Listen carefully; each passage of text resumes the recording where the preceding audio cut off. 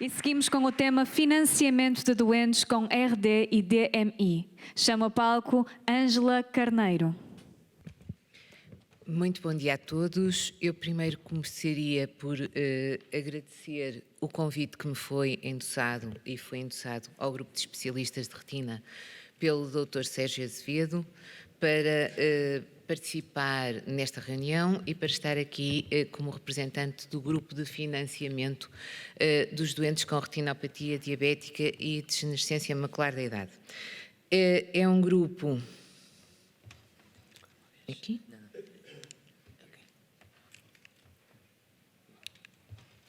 É um grupo que tem estes constituintes, portanto é um grupo misto com dois elementos do grupo de estudos da retina de Portugal, eu e o Dr. Zé Henriques, que já tinha trabalho na área.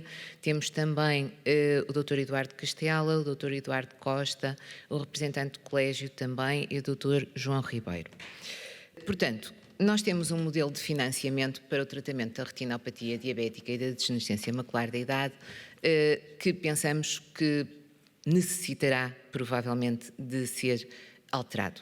Como sabem, e já foi múltiplas vezes aqui abordado, nós temos uma população envelhecida em toda a Europa e nos países desenvolvidos, e essa população envelhecida é sede de doenças crónicas com uma prevalência significativa. Por outro lado, estas duas patologias, a retinopatia diabética e a degenerescência macular da idade, requerem seguimento e tratamento bastante exigentes. Temos, por outro lado, dificuldades de acesso de alguns doentes que nos chegam muitas vezes em estadios tardios, sobretudo na degenerescência macular da idade, que não é suscetível até ao momento de um programa populacional, e temos alguma dificuldade de compliance mesmo dos doentes, porque são doentes idosos, com dificuldades de mobilidade, ou, no caso dos diabéticos, com múltiplas comorbilidades. E, por outro lado, o modelo de financiamento existente parece-nos desajustado. E parece-nos desajustado porquê? Porque o financiamento que existe é um financiamento a nível de consulta que se faz por episódio de consulta, que é contratualizado no contrato de programa negociado por cada hospital e que favorece nitidamente episódios de primeira consulta, o que de alguma maneira perverte o sistema. Por outro lado, o sistema de financiamento, quando falamos da comparticipação de atos médicos, não diferencia a complexidade dos diferentes atos. Era o que o Dr. Pedro Menezes e a Dra. Ângela ainda agora aqui estavam a falar. Procedimentos com diferentes níveis de diferenciação são todos pagos da mesma maneira e, portanto, tudo isto leva a que o sistema seja um bocadinho ineficiente. Por outro lado, faz com que haja o risco de desvio das guidelines internacionais baseadas na evidência clínica, dado o modelo de financiamento que temos. Por outro lado, temos uma resposta que também muitas vezes é tardia, não está centrado no doente e não está a ser auditado, o que não fomenta, por outro lado, a obtenção de bons resultados para o doente. Com todos estes problemas, temos um sistema que é relativamente caro, ineficiente e não diferenciador. O que tentamos fazer foi uma proposta de modelo de financiamento diferente, que se centrasse no doente, que conseguisse ser diferenciador, quer na gravidade do caso de cada doente, quer na diferenciação dos cuidados prestados a cada doente, que fosse auditável e que, portanto, premiasse a qualidade e a eficácia. Temos, assim, uma proposta de modelo de financiamento com alguns objetivos. Melhorar a resposta atual, que é insuficiente, e torná-la uma melhor resposta, centrada, como já disse, no doente, que facilite rapidez de acesso, que implemente o conceito de One Day Clinic, isto é, em que quando o doente vai a um sítio, assim como nos cuidados primários foi falado pelo Dr. Sérgio Azevedo, o doente vai ao centro de saúde, consegue fazer a refração, consegue fazer o OCT, consegue fazer a biometria se é necessário e só lá vai uma vez. Também quando tem um problema da retina, deve ir e no mesmo dia deve fazer a visão, o OCT, todos os exames que sejam necessários e fazer o tratamento nesse mesmo dia. E, por outro lado, queremos também que, não interferindo no modelo, no financiamento dos hospitais, queremos criar incentivos que diferenciem a complexidade dos procedimentos e que, portanto, combatam a desnatação. Porque se nós todos somos mal pagos e nisso somos unânimes, pelo menos temos que ter algum incentivo para permanecer no Sistema Nacional de Saúde. Queremos, assim, um programa de financiamento ajustado, em que o financiamento seja feito não por ato, mas por doente, para o qual se desenvolva um preço compreensivo, mas um preço compreensivo não único, um preço compreensivo ajustado ao estadio da doença e à gravidade da doença. Que melhor o acesso, porque se nós conseguirmos tratar doentes em fases mais precoces, é mais rentável para os serviços, relativamente ao modelo atual, e, por outro lado, ter um valor diferenciado dos tratamentos. Fizemos, assim, um modelo a 3 anos, certo? Baseado em níveis de gravidade e estadios de tratamento, com o tal pagamento por doente e com preços compreensivos. Esses preços compreensivos foram baseados, por um lado, na Portaria 254 de 2018 e, por outro lado, em alguns preços que existem na tabela da ADCE, em que tentamos diferenciar também o número de procedimentos de acordo com a gravidade ou o estadio de tratamento do doente. Consideramos um doente como tendo 2 olhos, porque no sistema atual, se o doente for tratado no mesmo dia aos 2 olhos, o hospital só é pago como se um olho fosse tratado, o que é mau, e pusemos a gravidade, usamos para modelo de gravidade o pior olho do doente. E pretendemos que haja uma linha de financiamento específica, à semelhança do que existe já para outras doenças crónicas, como é o caso da insuficiência renal crónica, que existe uma linha de financiamento específica para a retinopatia diabética e para a degenerescência macular da idade. De modo a conseguirmos fazer, a termos informação, a conseguirmos fazer uma gestão controlada, termos auditoria e um financiamento ajustado aos resultados, achamos que deve ser usada uma plataforma nacional de registro dos doentes com estas 2 patologias. Bom, vou então falar primeiro de quais são os números atuais destas patologias em Portugal. No caso da retinopatia diabética, segundo o último relatório, temos 14,1% da população portuguesa que será diabética. No entanto, só 56% é que sabem que são diabéticos, o que dá 816 mil doentes, que devem ser rastreados. Temos um rastreio populacional que está a funcionar. Na Zona Norte, na RS Norte, é onde ele está a funcionar com maior eficácia neste momento. No entanto, não temos uma taxa de cobertura populacional ainda perfeita. De qualquer modo, cerca de 800 mil doentes deviam ser rastreados. Se devemos depois otimizar a maneira como fazemos o rastreio é outra questão. E dos rastreados, sem dúvida que a inteligência artificial nos ajuda. Há programas de leitura automática que conseguem resolver em numa percentagem significativa, em 60% dos casos, conseguem resolver a leitura das retinografias, mas em 40%, mais ou menos, é necessário leitura humana. E, por outro lado, cerca de 25% dos doentes rastreados necessitam de ser vistos em consulta de oftalmologia. E necessitam de ser vistos e uma percentagem deles necessita de tratamento. Cerca de 56 mil diabéticos precisam de tratamento, a maioria deles devido à presença de edema macular diabético, outros por retinopatia diabética proliferativa e outros por diferentes graus de gravidade da sua retinopatia. Isto quando comparado com os números a que tivemos acesso sobre os tratamentos intravítreos e o número de vitrectomias realizados em Portugal em 2022, vemos que estamos a funcionar mal. Porque, na realidade, o número de vitrectomias não está talvez tão mal como isso, porque é difícil evitar um doente ser vitrectomizado quando realmente precisa, mas o número de tratamentos intravítreos, na realidade, nós só temos 43 mil injeções feitas a doentes diabéticos em Portugal em 2022. É um número demasiado baixo, é um número que dá uma média de 2,54 injeções por doente, o que eu acho que provavelmente está muito abaixo da taxa de cobertura que precisamos.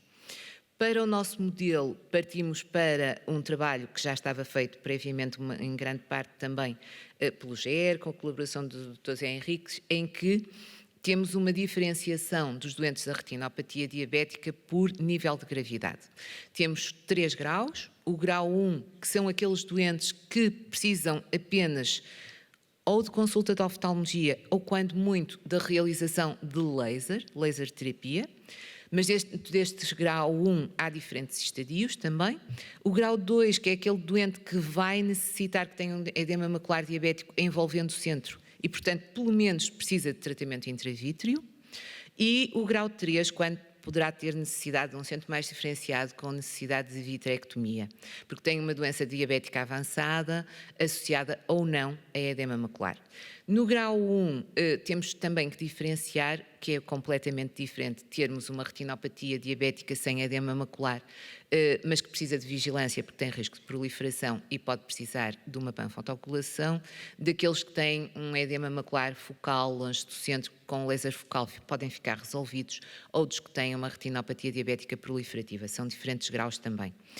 E para cada ato médico e que para cada procedimento desenvolvemos um preço real dos tratamentos que propomos, que são baseados, por um lado, na portaria, e quando a portaria está completamente desajustada, fomos em parte às tabelas da ADCE, mas tentamos valorizar a complexidade e diferenciar a complexidade dos atos. Não é que a tabela da ADCE também esteja perfeita, também não está, mas fizemos os ajustes necessários daquilo que propomos que sejam valores justos e corretos de tratamento para os diferentes procedimentos e atos médicos.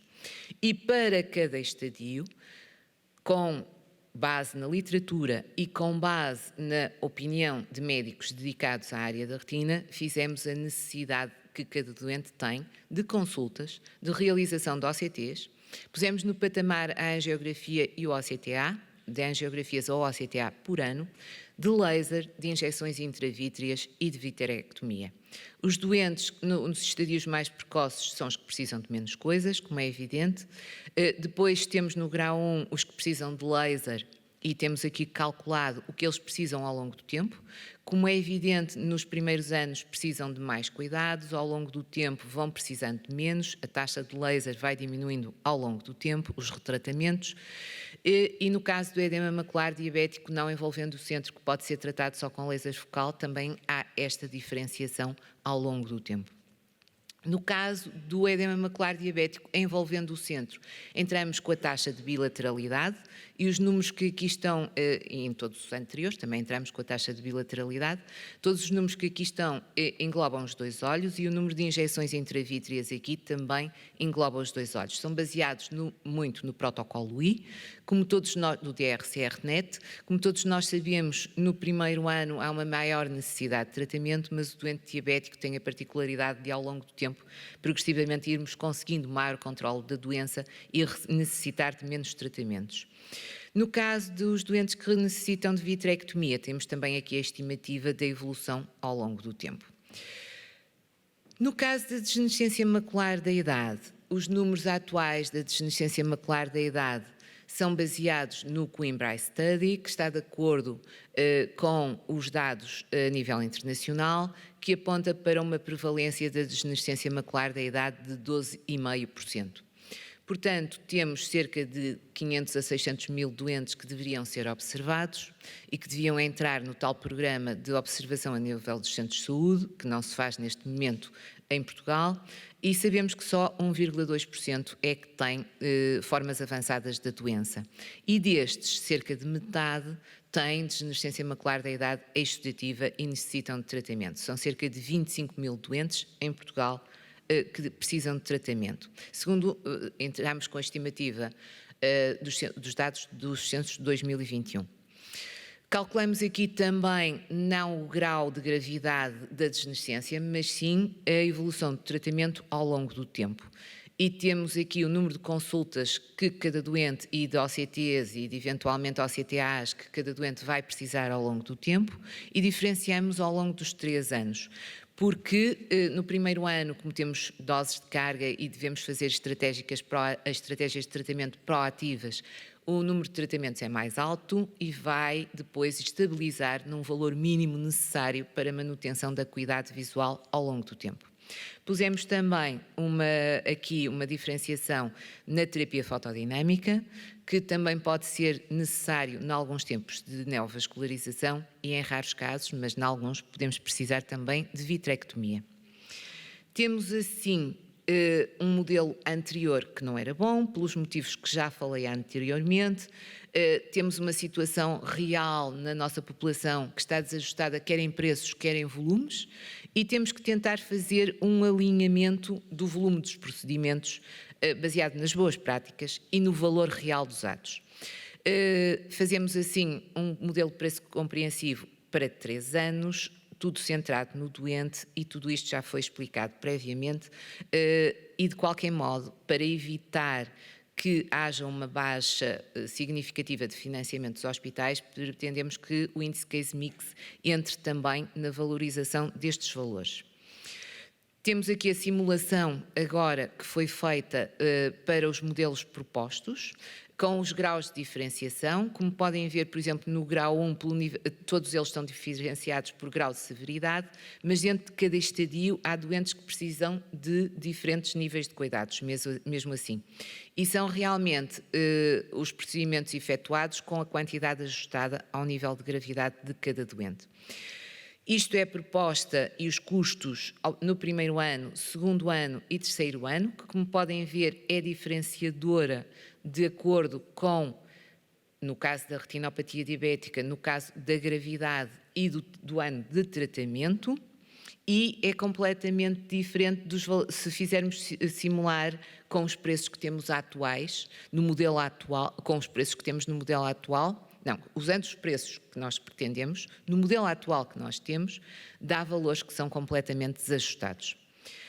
Com o novo modelo, comparando o modelo atual com o modelo novo, nós conseguimos uma poupança, apesar de tudo, de 25%, que é significativa. E, por outro lado, há que ver que se nós tivermos mais doentes em estadios iniciais, há um ganho de financiamento para os hospitais. Portanto, há um incentivo para a identificação de doentes em fases mais precoces da doença.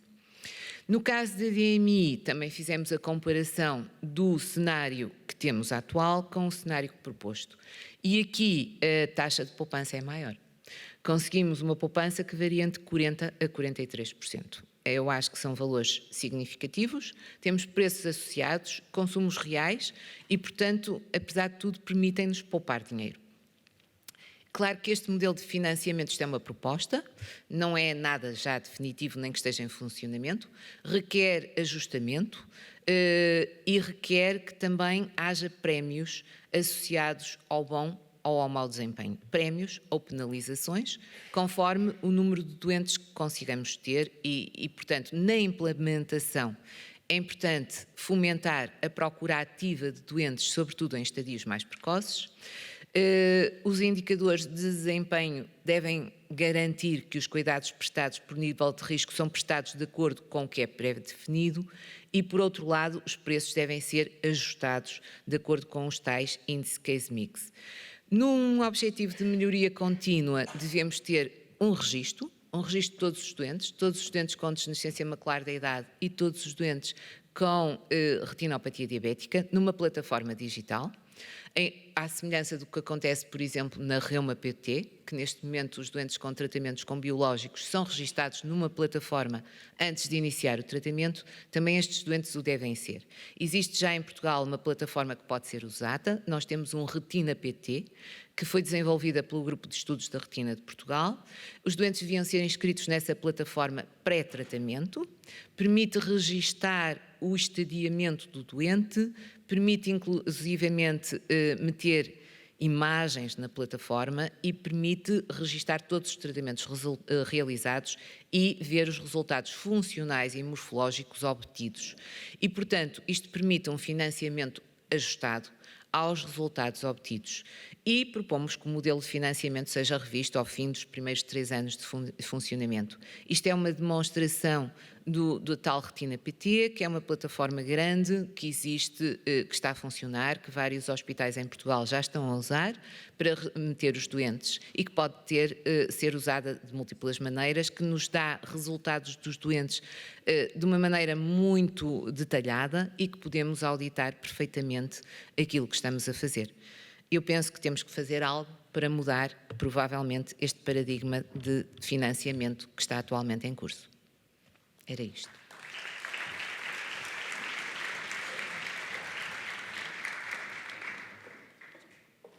Muito obrigada. Abrimos espaço para questões por parte da plateia. Sintam-se à vontade.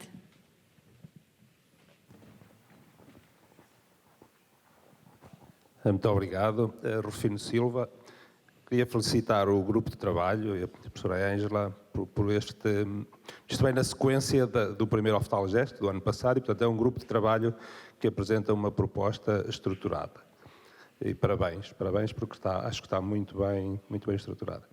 Eu queria realçar alguns aspectos.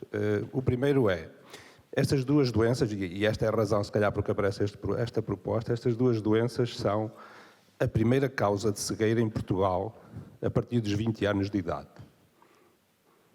A primeira causa de cegueira a partir dos 20 anos de idade em Portugal. E, portanto, isto tem implicações económicas, sociais, e, portanto, pessoais também para cada doente. O segundo aspecto é, nós falámos no ano passado cá sobre o rastreio e o que é o sucesso do rastreio, que o rastreio estará a funcionar bem em algumas zonas e noutras menos bem, e é algo que todos queremos que funcione bem. Mas quando se fala no rastreio, nós rastreamos doentes para eles serem tratados. E em nenhum momento se fala em auditar os tratamentos e o resultado dos tratamentos. Os doentes não são rastreados para ficarem numa lista de espera para depois serem tratados ou eventualmente mandados para uma lista de espera, e é isso que está a suceder em muitos pontos do país. Não há números, não sabemos como é que os doentes são tratados e se são tratados. Há doentes que estão à espera para ser tratados desde 2019, do rastreio. E, portanto, foram rastreados. Isto é a pior coisa que se pode fazer a um doente, é dizer o senhor está rastreado e agora fica à espera de tratamento, mas ele não sabe se precisa de tratamento. E é algo que devemos pensar muito seriamente. Um outro aspecto aqui que queria acrescentar é, no que se refere à DMI, é muito importante o intervalo entre o início dos sintomas e o início do tratamento. E é algo que temos que pensar e implementar, porque nós temos a linha, e falámos da linha dos descolamentos da retina, e, portanto, estes doentes necessitam de tratamento urgente, e parabéns ao Santo António pelo programa que implementou e que tem salvado muitas cegueiras, tem evitado muitas cegueiras nos últimos anos, mas não temos feito o mesmo em relação à DMI. Quando temos um doente que fica à espera um mês, a probabilidade deste doente ter visão de leitura ou de visão de condução fica reduzida em mais de 50%. E estamos a falar de ficar à espera um mês. Qualquer doente que fica à espera de tratamento mais de 15 dias, a probabilidade de ter visão de leitura ou de visão de condução reduz também drasticamente.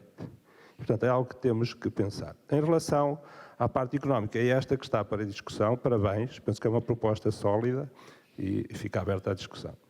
Se eu puder comentar, realmente, por um lado, o rastreio está a funcionar a níveis diferentes e a velocidades diferentes em diferentes ARS. Mesmo na Norte, que é tida como a que estará a funcionar melhor, não está a funcionar perfeitamente bem.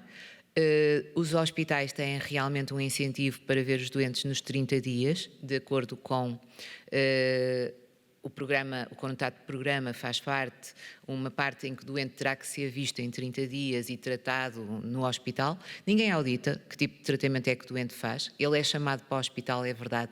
Ninguém sabe o que é que se faz. Por outro lado, continuamos a ter doentes que são enviados para o hospital para rastreio da retinopatia diabética, quando devia ser o cuidado de proximidade, o rastreio feito no centro de saúde, para todos os doentes diabéticos, e isso devia ser universal, o mais universal possível. A ARS Norte tem retinógrafos que vão de centro de saúde em centro de saúde e com o técnico ortopedista e fazem cerca de 60 ou 70 numa manhã, e realmente depois no centro de leitura não há atraso de leituras. Nós na Norte ainda estamos a fazer leitura humana, mas no próprio dia lemos todos os rastreios que são feitos naquele dia. Na ARS Lisboa e Val do Tejo há o programa Retmark, e penso que na ARS Centro também, que faz a leitura automática e, portanto, elimina logo uma percentagem considerável de casos que não precisam de leitura humana, e aí a inteligência artificial ajuda-nos, sem dúvida, mas realmente no caso da DMI é muito mau, porque muitos dos doentes, é importante que os doentes tenham também literacia em saúde, e os doentes neste momento não têm a noção suficiente, nem muitos médicos de família, de que estas duas doenças têm alguma urgência de tratamento, e a DMI exudativa tem uma urgência muito grande. Se o doente realmente mais que 2 semanas após saber o que tem não for tratado, vai ter consequências visuais graves, é verdade, e quanto mais tarde chega, com pior visão fica, e o número de cegos em Portugal é a primeira causa de cegueira no nosso país, quer dizer, temos que fazer algo para melhorar isto. Que tem que começar nos cuidados de saúde primários. Muito obrigada. Temos apenas tempo para mais uma pergunta. André Pesqueira, Presidente da USFAN.